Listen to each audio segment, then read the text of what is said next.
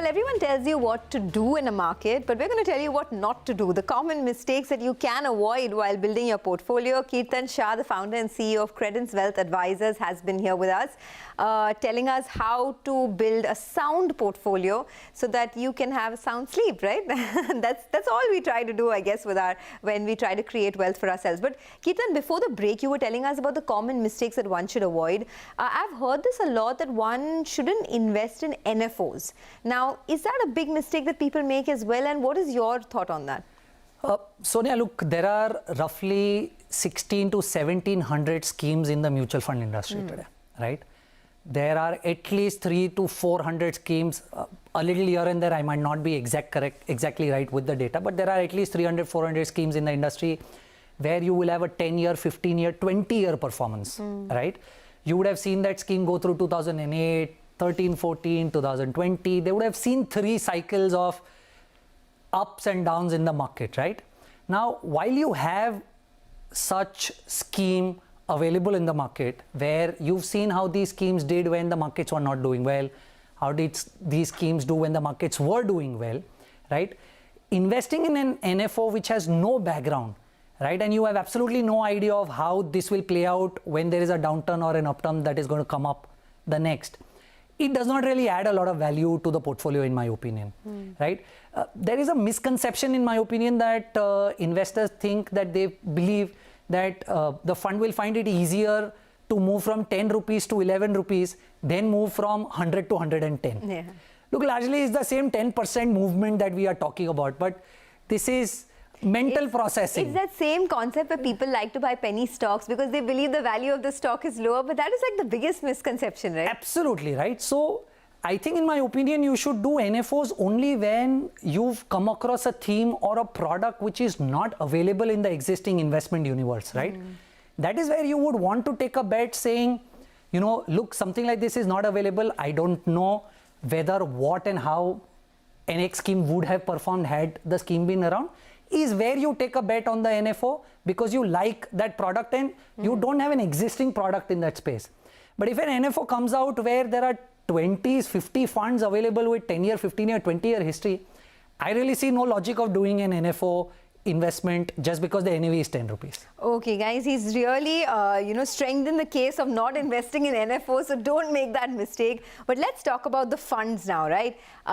What can a good model portfolio for an investor look like? If I want to invest in equities now, because it's a great time, I mean, the markets are down over 15%, what are the mutual funds to look at?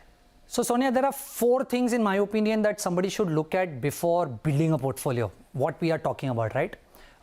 Let me first tell you the funds that I'm talking about and then explain to you what are the logics of those funds, right? But of course, a disclaimer that this is a broader context and personal finance is extremely personal to each one of us, right? It may not be applicable to 9 out of 10 people watching our show, but it largely cover the context of what I'm trying to say. So in my opinion, a Mirae large cap, a Kotak emerging equity, Axis small cap, and a PPFAS flexi cap, a 4-fund portfolio probably will be a very strong product portfolio. Let me explain to you why.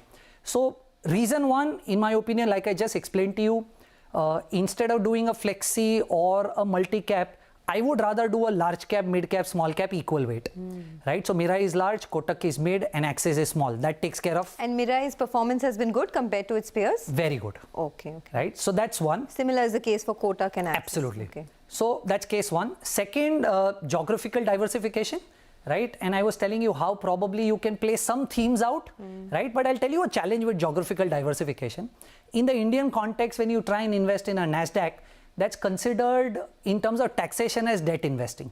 So when you do foreign investing, you are taxed at debt level taxation, right? So is there a way where you can do international investing, do theme-based investing that you want to invest and yet get equity taxed? So what you do is, there are Indian funds, Indian equity funds, where the objective is that they can invest a certain portion in foreign funds, right? Which is the case with PPFAS.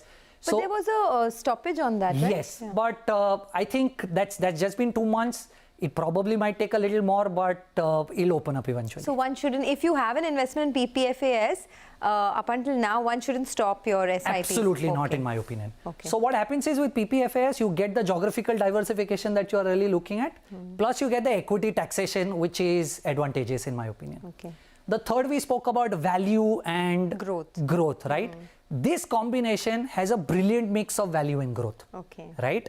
And the fourth that we spoke about is not trying to put all your eggs in one basket and one AMC. This will also make sure that you are not overly dependent on one AMC or one style of investing, and you are spread across 4 different, right? So it takes care of all 4, market cap diversification, geographical diversification, value and growth diversification, as well as not putting a lot of concentration on one particular AMC is also taken care of with this product portfolio. But like I said, look, this is largely at a macro level. It's a template, right? Yeah, it's a template. It's a template to try and put more focus on what I'm trying to say. It's going to be very individualistic depending on the risk profile and the time horizon that one really wants to invest. But largely, I think you don't need more than 4 or 5 funds in your portfolio. Too many funds will only add more risk. Over diversification is not going to add any value to the portfolio. A 4-5 scheme portfolio, probably with these 4 things that we spoke about, can be a perfect fit of a portfolio. Okay, folks, so Kirtan has pretty much sorted us out, right? If you want to invest in the mutual fund, in mutual funds, and you're looking out for different funds, then he's made a template for you where he's talking about the Mirai large cap, the Axis small cap, and the Kotak Emerging Equity Fund, and also PPFAS. All right, so for geographical diversification, those graphics will come up for you on your screen about the funds that you should look at. One final question before we let you go, because it's the hot topic of the moment, right? The rupee crashing, and with the way inflation is going, a lot of people ask how they can hedge against the rising dollar, purely because later on you may want to educate your child, send him abroad. And what do you do then? What if the rupee goes to say 100 rupees and 10, 15, 20 years down the line? So how do you hedge now? So there are 2 ways of doing it. First, use the LRS and start investing in dollar terms outside of the country, right? Is because you are going to consume that dollar tomorrow for a particular goal. Yes. Right? So that is one way of doing it. Another way of doing it is the geographical diversification that we spoke about, right? So if you use the Indian mutual funds to invest in foreign funds, typically what happens is you don't only make the return that the stocks are going to make, but the rupee, like we know, has been depreciating at 3.5% every year.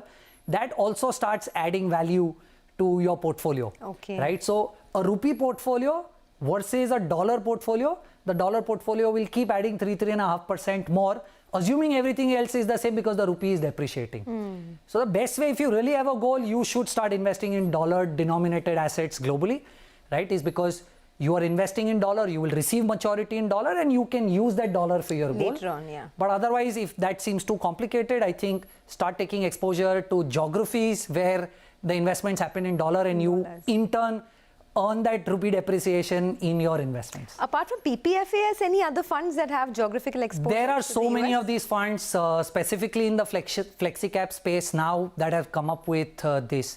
There are at least 10 to 15 funds that have come up with, looking at the success of how international diversification has really helped and worked out. I think the industry is moving in a direction where probably most funds will have their objectives changed, where international investing will be allowed. Okay, we'll do a separate topic on that another day because we run out of time. But Kirtan, it's a pleasure speaking with you, and I must say your energy is infectious. I invite you yet again and another time to come and talk about several topics with respect to investing.